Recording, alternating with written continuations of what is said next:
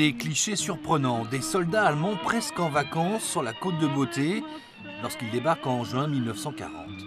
Ils sont dans une ville balnéaire avec des hôtels, avec des villas magnifiques dans laquelle ils s'installent. Et puis à la plage, cette saison 40 a été très, très belle. Donc finalement, les Royonnais les regardent, chacun se regarde un peu. On ne sait pas trop ce qui va se passer. On ne peut pas du tout, personne ne peut imaginer ce qui va se passer par la suite. Une occupation balnéaire qui va vite basculer avec les premières interdictions, comme celle-ci où il était défendu de conduire son vélo à une main.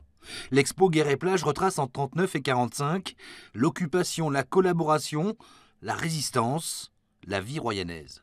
On veut justement à travers cette exposition, comme tout au long de l'exposition, que le visiteur soit interpellé sur justement ce qu'il aurait fait, comment il l'aurait vécu et qu'est-ce qu'il aurait ressenti sur cette période-là. Le spectateur peut voir se plonger dans cette période difficile, ambiguë, paradoxale parfois, avec en point d'orgue le bombardement de la ville.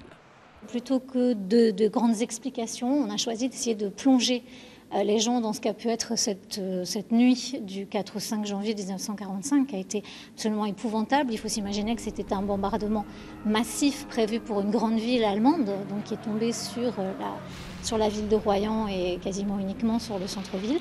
L'exposition au musée de Royan sur cette période de la Seconde Guerre mondiale commémore le 70e anniversaire de la libération de la ville et doit se prolonger jusqu'en septembre prochain.